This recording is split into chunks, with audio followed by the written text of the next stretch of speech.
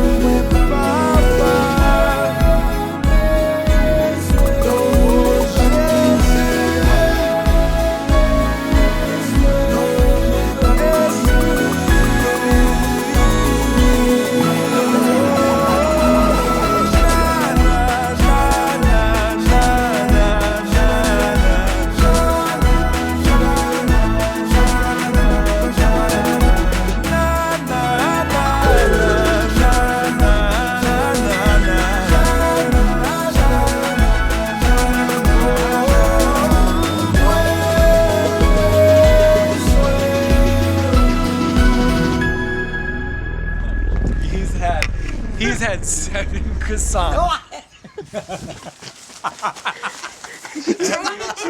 Don't kill He's alive! Norman! He's only had 1. He deserves more. Listen, okay, so this is the whole problem. Kevin started the whole thing. If you go in there and get that We croissant, got these amazing. He's trying to get a third one. She knows. She knows the truth. Okay, so this is his 10th croissant. This is what happened. We all got these ham and cheese croissants. We have all these ham and cheese croissants handed to us one morning, right? They go off early to work. They eat their croissants. 1 croissant, right? 1 croissant. I wake up, eat my croissant. They still have 1 croissant, 1 croissant. They go off, don't eat it. That's what happened? No, you have it left. I'm saying you have 1 croissant left. Eat both of you. Oh, they we leave. They leave. We come back after breakfast. They hadn't ate theirs. Kevin eats Jeremy's croissant. Am I right so far? Yes. This is truth. I'll tell you when he starts lying.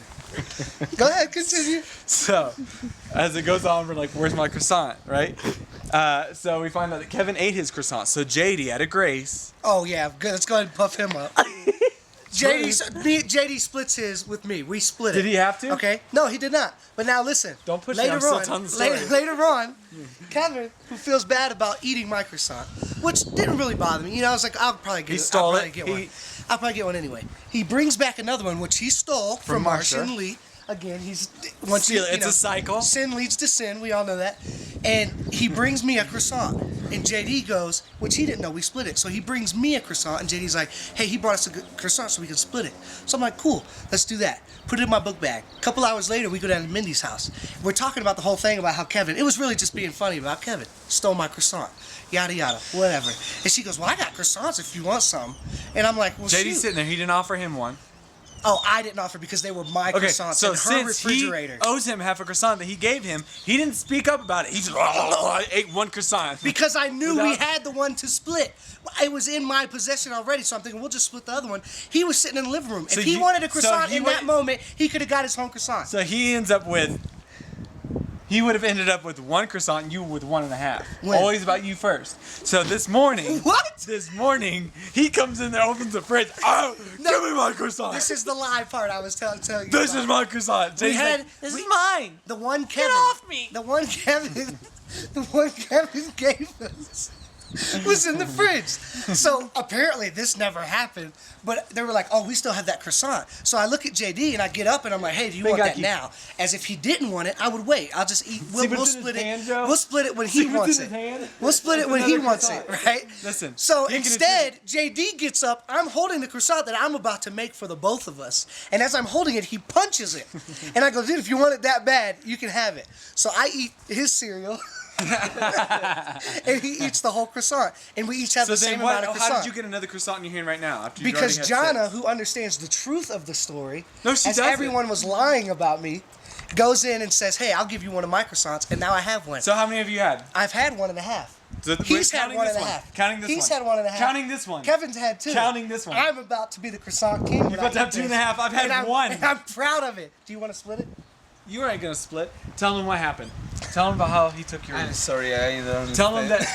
Tell him how he stole your croissant. Now he's trying to get Sí, yo solo me di cuenta que... Sneak.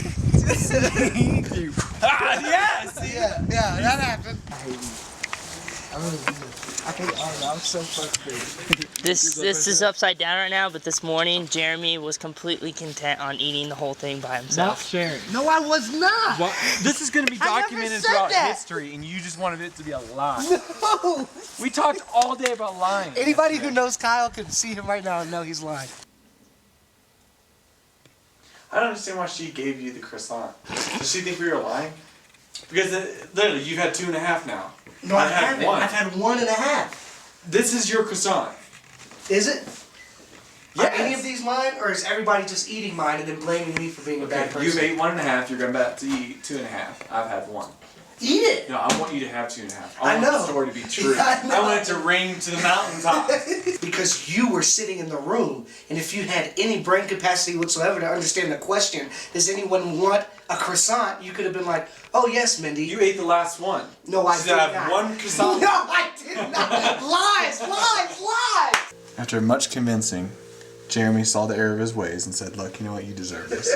No, I did not. He said, you know I what, dude? graciously gave you the croissant that was given. There's no grace. When I merited this, he was like, look, I'm so sorry, dude. You know what, take this. This isn't mine, this is yours. I did not say any of that. Do you remember how good it is? You want half? Sure. There you go.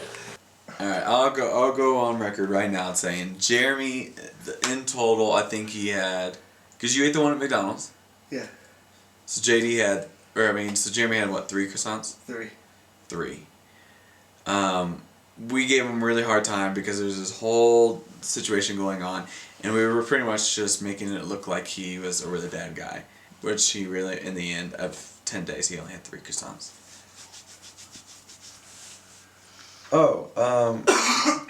Talk about the giant wall around the orphanage and what's on the other side. Well, first time we got in here, for me, it just seemed like I'm sorry. That was Kyle's fault. He's just looking at me all connivingly. Alright. first time we came to this campus, it just seemed like a small little village. Okay? I obviously can't say anything. Good, you're good. He's still gonna hear, he's gonna laugh in there now. So they have this entire campus surrounded by a wall, and on top of the wall they have barbed wire, and then they have little sharp pieces of like just bottles, glass bottles, that they cemented in all around, because crime's kind of high here, and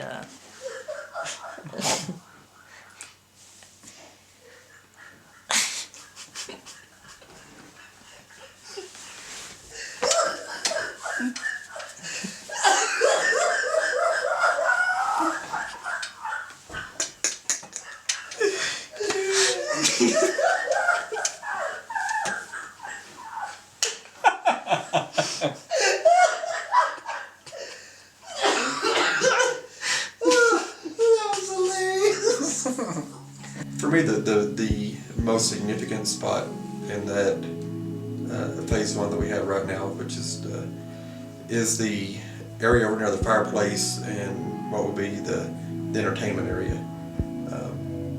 Half that room will have, I see a couple of couches in there, beanbag type stuff where you can sit around the floor. But that is a gathering area to where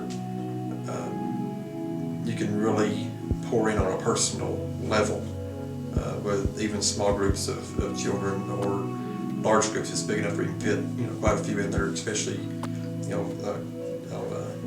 beanbags or on the floor type thing. Near the fireplace, it does get chilly here, so the fireplace is the main source of heat in the building. So that will be a gathering area. It'll be an area that kind of just draws the kids in there naturally. So I can see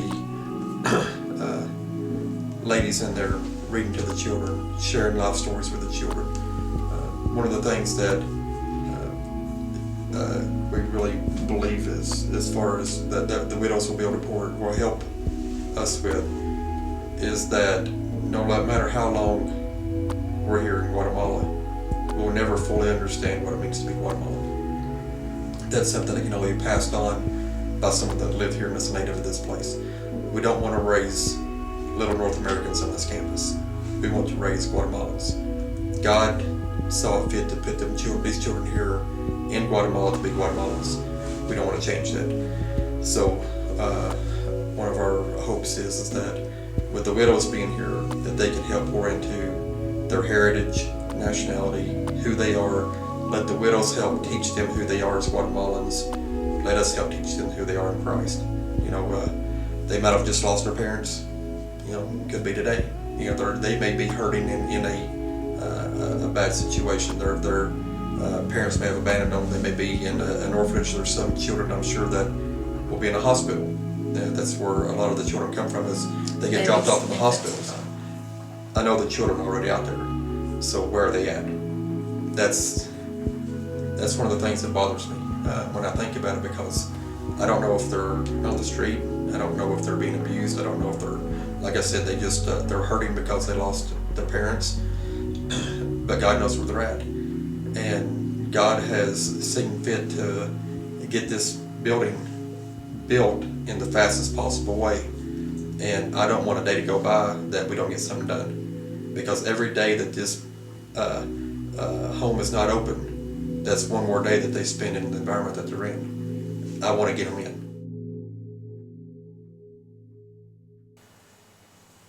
Jeremy has this obsession with the volcano. I mean, literally, the volcano was kind of in our line of sight anywhere we had to go outside of our bungalow. Sorry, I just talked like Dr. Seuss, but anywhere we went, he'd be like, "That's my mountain. That's my mountain. That's my mountain. Look at it. Look at it. Look at the clouds."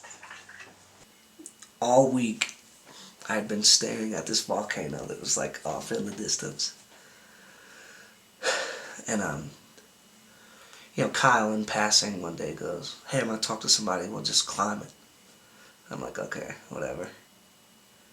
So I start thinking, so I start like looking up these facts. And I'm like 12,300 and something feet, like it's pretty big, Looking up, I go to these hiking websites, and some of them are like, it's a hike, you can do it in a day, but no big deal. I'm like, alright, Locals are here, like, oh, you can do it in like 3 hours. You can get to the top in like 3 hours. Which they have no sense of time to begin with. We'll get to that. Yeah, you can do it in like 3 hours. I'm like, okay. Well, anyways, it comes through. We get Victor and Roberto.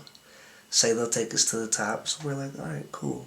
So Thursday, 4:30 in the morning, I wake up. And we drive over to the beginning of this trail. And we just start walking. We've literally walked 10 steps, so we're about to act like we need to take a break. Alright, ready?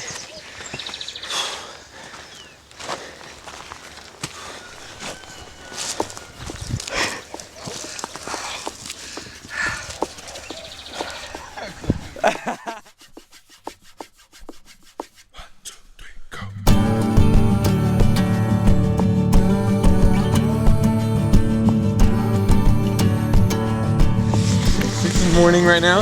We got up at 4:30 and drove to Santa Maria, the volcano, and we're now beginning our ascent up the volcano to get a view from the top.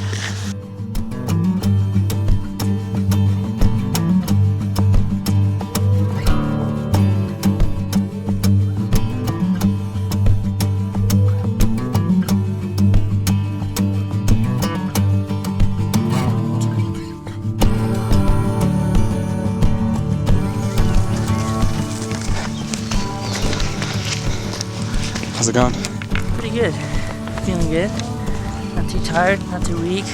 How long have we been going? So maybe about really half an hour. An hour and 5 minutes. That's cool.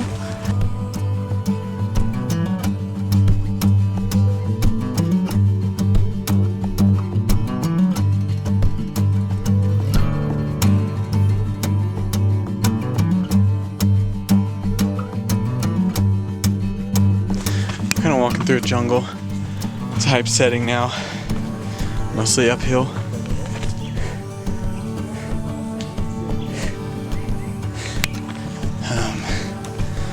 I guess in like 10 minutes we're supposed to stop and eat. We kind of brought snacks, but our guide keeps saying something about shrimp. I don't think there's an ocean up here. I'm not sure what's going on with the shrimp, but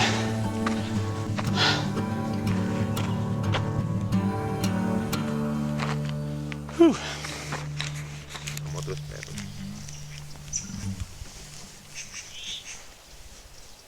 No comida. What do you want? What do you got? Hmm? What do we got? You didn't pack anything? I ate before. I feel good. You don't want anything? Maybe Murat. You didn't bring those croissants, did you? I was thinking about it. I put them in the closet. I thought they were in the bag. Nah. Put them in the I was looking forward to that. Yeah. Bueno. Yeah, basta. You can't keep ham in a closet. This is the end of phase 1, which is technically the halfway point, but it's only a third of our trip, if that makes sense. It's like, this was the easy terrain. Yeah. Easy. Let me just interject right there. And I'd like to say that was not the easy part. There may be a part that's more difficult, but that was not easy. So that was the difficult part, and now we're headed to the more difficult part. And it's kind of halfway. It's halfway, but it's going to take 3 more distance. hours. Yeah, it's halfway in distance. It took us an hour and 40 minutes to get here. Yeah. And we got another 3 hours, and it's getting colder. Yeah, but it feels good. Oh, and I'd like to thank Dan for the hoodie. It's keeping me very comfortable, and it smells a lot like you, so I'm enjoying it.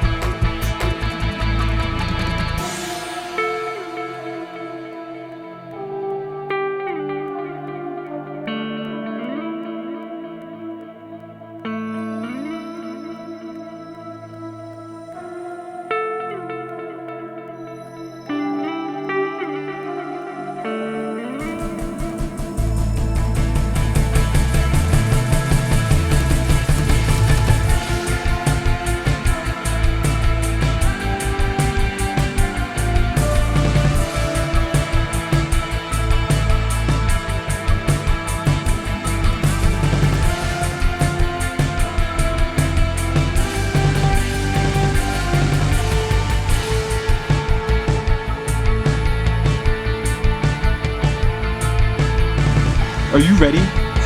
We got 20 minutes left. Can you do this?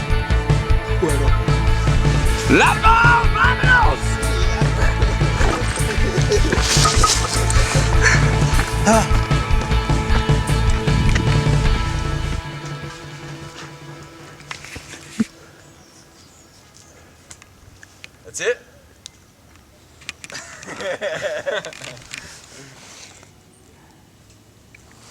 What just happened, JD? A gigantor bee just like buzzing around my ear. It was the biggest bee I've ever seen in my life. It's really yellow. yellow, bright yellow. At this point, it's just me and JD. We're like in the back. You know, we don't even care anymore. We don't even want to do it. And I'm walking up. JD gets up to like the top of this one little stretch before I do. And he just pulls the camera out and he says something like, "Tell everybody where we're at." And I just completely disregarded JD. Disregarded the camera. Didn't care. I was mad. At this point, I was mad. We were still probably at this point an hour and a half from the top, I think. And he's like, "Tell everybody where we're at." And I think I just breathed for like 20, 30 seconds. Want to tell us where we are?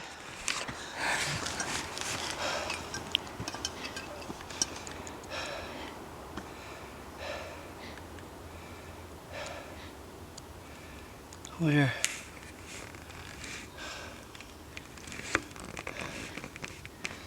Probably about 12,000 feet. I'm tired. Everything inside of me just wants to quit. I don't even want to go anymore. I just am.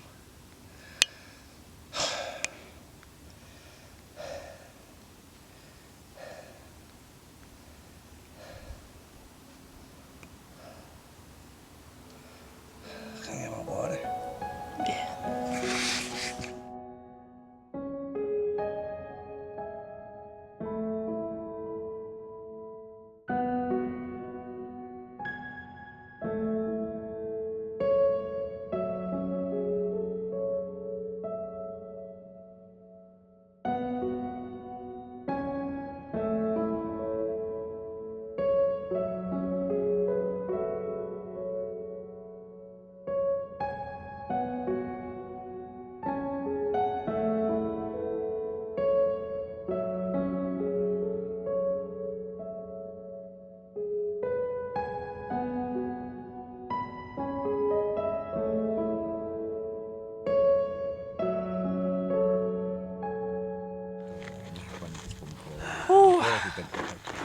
How good is that apple?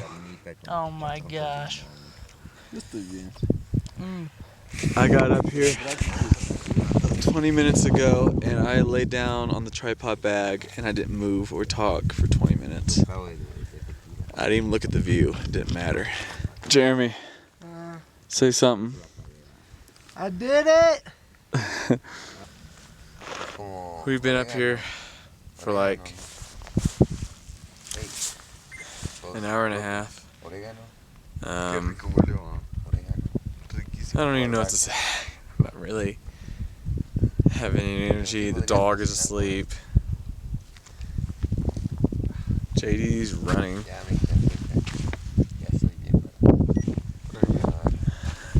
Jeremy's kind of hanging out on the ground. We're gonna begin our descent soon. McDonald's sounds great. Yes. What were your thoughts that last 20 minutes? Well, it was dark, wet, eerie feeling. So me and Jeremy thought we'd never get up here, but we prevailed. We pushed through. We've been looking at, and more specifically, I've been looking at this volcano all week in amazement. And I think I have a lot more respect. Because it almost killed me and my friends. And anything that almost kills me and my friends is pretty serious. This is miserable. It was bad. All right, ready? Let's just tell the honest truth about how this walk was. I absolutely hated it. It's the worst thing I've ever decided to do. Probably never do it again. That's what friends do. We share things. They're not. Really? Are we going to mention the word on top of my glorious We have mountain? to. You know, you were supposed to bring One of the those. most happiest We got moments 3 of my new life. croissants and he didn't bring it. Wait till we go back there and we're able to microwave them. I don't want them because they've been in the closet for 12 Why hours. would you put them in the They're They were already in a bag. We walked up Look at from this. the city. Okay, We walked camera's from here. the city. this cloud is literally about to just hit us in the face. We don't feel it, but we know it happened. Oh gosh, I'm gonna fall over. We did it. We did Why it. do you keep I wanted to quit moving? for 5.5 hours and I still made it. Get out of there.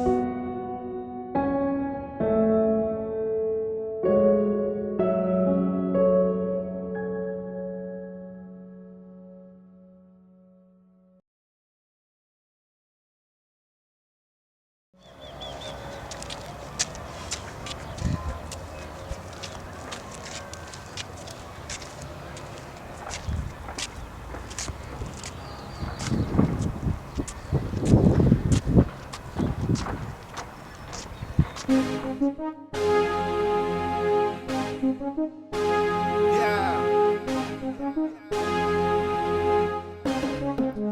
1, 2, 3, go.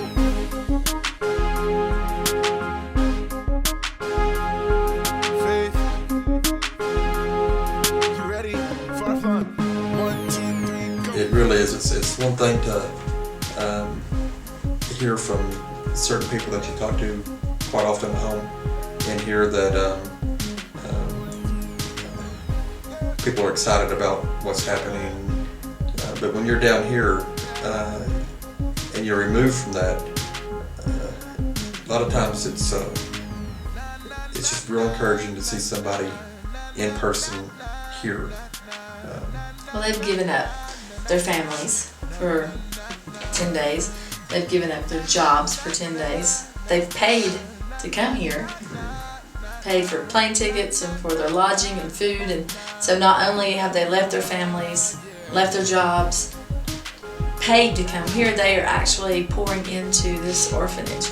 And the one thing that the Lord has shown us is the support we have from our home and our church and the people that come. And just to see them here working and asking us for lights because we don't have electricity inside yet. It's outside and taking lamps, wanting to paint because they don't want to stop work because the sun's gone at 6:30. They don't want to stop working at 6:30. They want to keep working. And they said when they leave here, they want it to look like it is ready to move in, and it's just exciting. Yeah, that and the fact that they're running us crazy trying to keep up with them with the material. Yes. You know, the paints and wire, they're running through wire and paint faster than we can go get it. You know, it's I told the contractor that I says, you know, here's the people we got, here's what they can do. Got them for 5 days, playing 10 days worth of work. And I think they're on day number 12 now. Yes. First of all, it's cool seeing that like everybody took a lot of pride in it. Joe, the group that came down here, Lee, all these guys who are asked to do these things, like it wasn't just busy work to these guys. Like everybody took a lot of pride in it, and that was cool. And then you have like the Americans working with the Guatemalans, and like the Americans basically like the first day they had like a little pep talk, and they're like, well boys, like it's different here. You know, they're gonna do things a lot different, and codes are different, and you know, they won't have the same tools we're used to, but we're gonna do it like they do it, you know. And it's just been cool watching the groups work together and how fast like everything has gotten done. Like, If you've never experienced what's going on right now, you'll never really understand mission work until you come and do it. God anoints you when you get here. It doesn't leave until you leave. God's great. it was awesome being able to see like so much happen on the building and on the orphanage, but I can't wait for the day where I get to come back and kind of see it completed and actually get to see it being used, and see the kids that really need it just enjoying it. And like I believe Joe and Mindy are gonna do great things, and I believe they're gonna affect a lot of lives, and not even just the kids that in the orphanage. I love the whole idea of it not just being like an orphanage and all the negative connotations that seem to go along with that, but like the fact that Joe and Mindy, like their desire is it really be a home like for the kids and something that they can take pride in, and to have a family. Mindy said that is that just to give these kids a family, and it's not just like an institution type thing. I've heard that word thrown around, like something more than that. And I think what'll be really rewarding is to see these kids grow up and later just see what they end up doing. It's gonna set these kids on a certain path, and it's really gonna change lives, you know.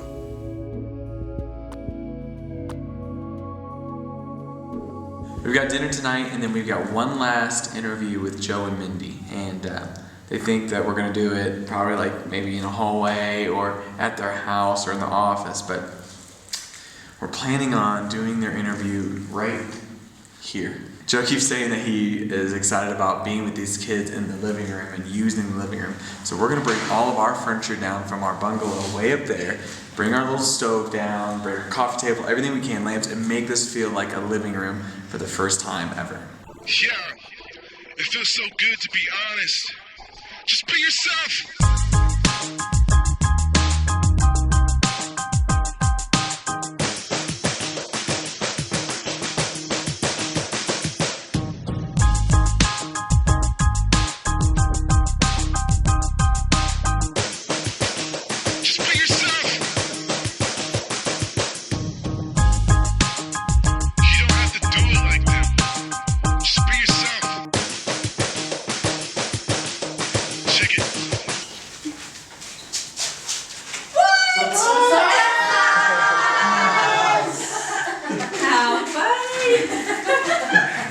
We figured we'd make it feel a little bit more like confident. Yes!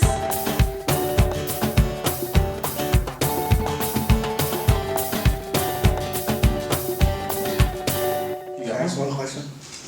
Last time, in the last interview, you alluded to James 1 and talked about how it impacted you a lot. And what I think about when I think about that scripture is the fact that it differentiated between caring about somebody and wishing them well and praying for them even. It differentiated between that and actually giving them something. You know, it said if they were cold or if they were hungry, it's one thing to say, you know, be fed, be warm. Right. But it's another thing to actually give them food and to actually do something. And I think a lot of times people are scared. They care, they really do. I believe people honestly care, but they're scared to take that step. So if you had 15 or 20 seconds to tell somebody how it feels to actually just go out and just take a huge step.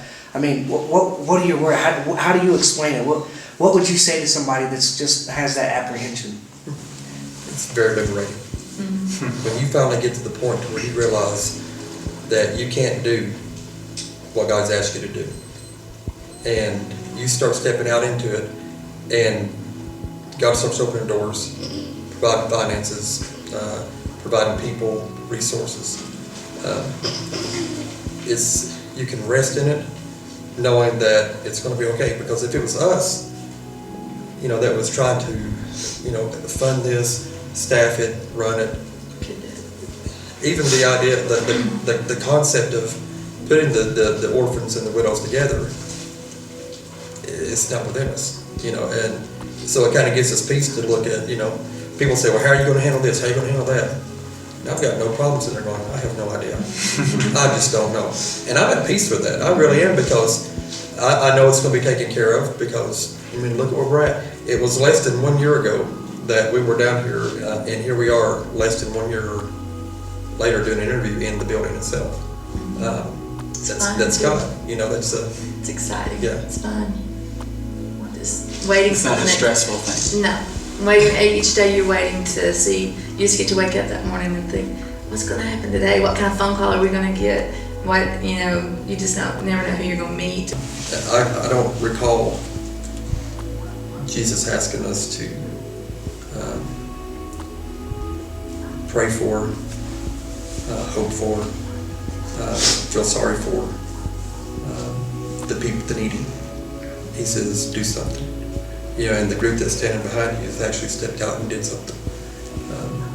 And that's how stuff like this happens. That's how things change. It's people having a vision.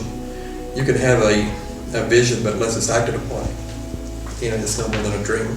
You know, and it'll never come to pass, and it'll never help anyone. Nobody gets any type of help or shown the love of Christ because somebody has something in their heart. You know, it's what they take it and they actually do it. When you actually do something, the thing I found is that the only thing we did, we took a small step and said, you know, she says, the Lord says, if you open the doors, then we'll just start stepping through them. And I think that you thought that they wouldn't open. But, you know, as we got closer to it, then everything opened up, and it became a lot. Began immediately. Yeah, but it became so much larger than what we had initially dreamed or what we initially signed up for. Because God's dream was a lot bigger than ours, but it just is that small action of doing it and just keep putting one foot in front of the other. And, that you end up in, a place like this. It's just, beautiful. Joe and Mindy are already great parents. I can't say, oh, they're the best people to run an adoption place because I haven't seen them do that yet. But I have seen them be great parents to their children, and their children are great, and it's because of the way they've been raised. They have such a heart for these children that they haven't even seen yet, these babies, and they have a heart for these widows. I mean, it's a perfect example of what James said. Undefiled religion is caring for the orphans and widows and abstaining from evil. And I've never seen a format like this where they're building a facility that not only they're not just administrators for these children while they're looking for a place to go, but no, they're giving them a place to stay. The widows are going to be able to pour into these children that do not have these figures in their lives. So it's just this perfect combination coming together, and I know that God's going to bless it, and God is right in it. I mean, you can already tell there's been so much provision. I mean, every time they figure out what they're going to do, either the money's already come in or it's been the next step immediately. And I cannot wait to come back and visit and do another film and just meet these children and be able to pour into their lives.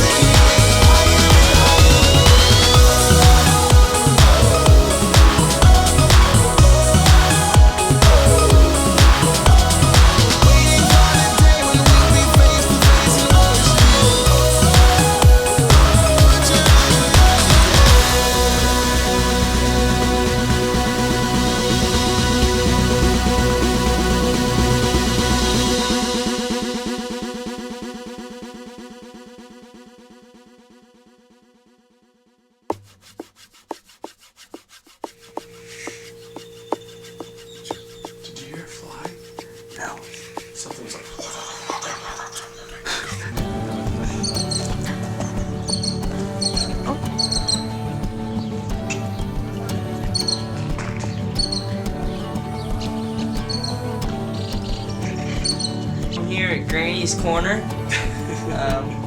with a few teapots, 2 little and 1 big, with a Bible verse on it. About what? Apparently about some woman. Virtuous woman. Virtuous woman, if that makes any difference. I think it's Proverbs 31. 31:10, if you guys would like to look it up. Where are we going to next, according to you? It's the big vegetable What's the name of the city?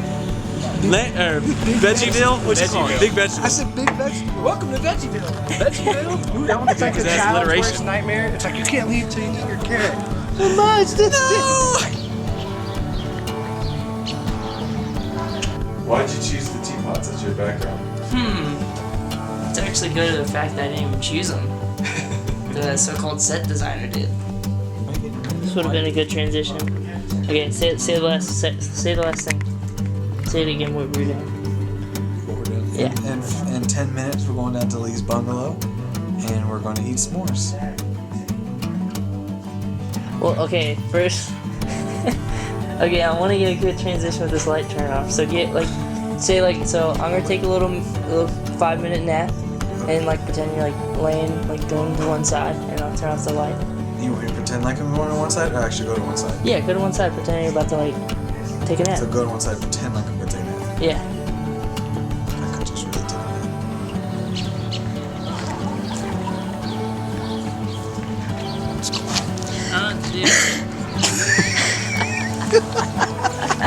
So we're gonna go to Lee's bungalow in 10 minutes, and he's getting ready.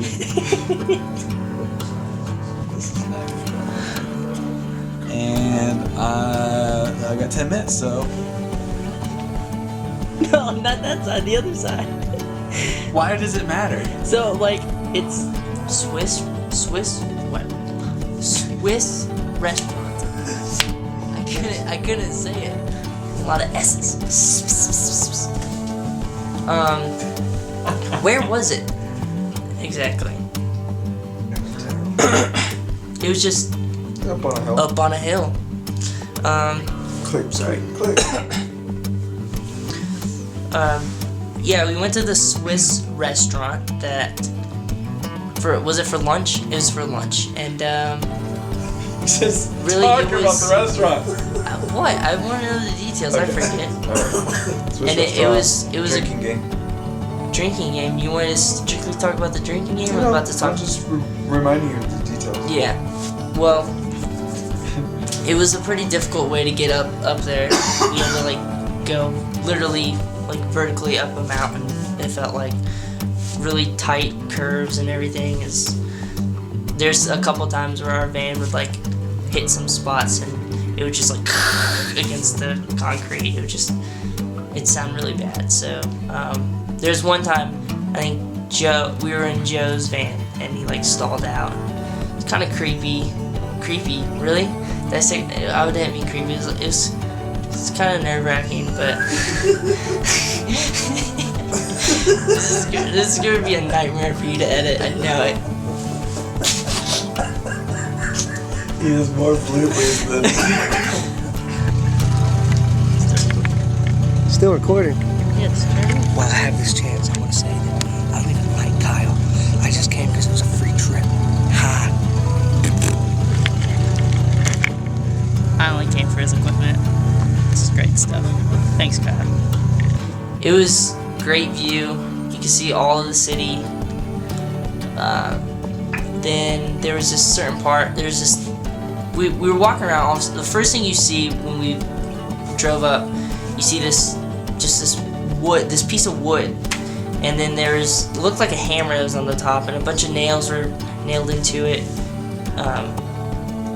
And the owner of the place gave us some insight as to what this was doing here and what was the purpose of it. And it was a drinking game. Apparently, it wasn't really a restaurant. It seemed more of like a bar, but it does this. You're not even going to use this now. So, anyways, the whole point of this drinking game was,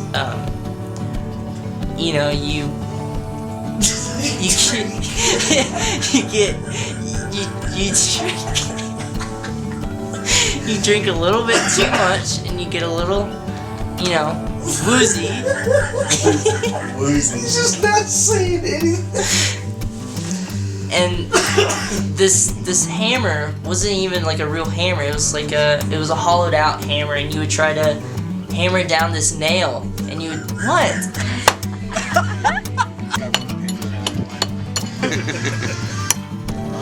Does that count? Or is you still gotta go? Still a little bit. You gotta go. Jeremy Carruthers, you are a croissant stealer. To my knowledge, at this point, you've eaten about 22. That's not fair. Right now we're seeing your face, so you turn to the other side. We don't see your face anymore. McDonald's, huh? So that I'm trying to do a movie here. You realize that I'm not putting you as co-director, right? I know. I just want to try this. I want to see. Okay, let you experiment. Get your major. So we're going to Lee's bungalow in 2 minutes, and I'm gonna get a little nap in.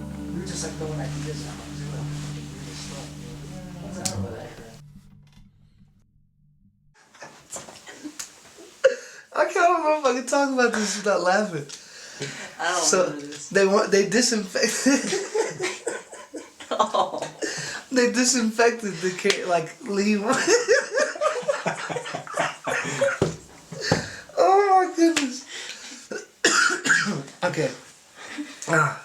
So Lee wants to disinfect the kid. So Kyle's standing at like the door, getting ready to walk out, and he's got his can, and Lee has his.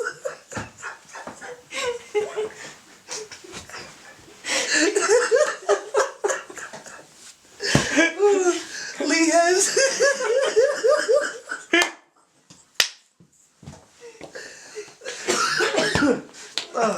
Lee has his hand sanitizer.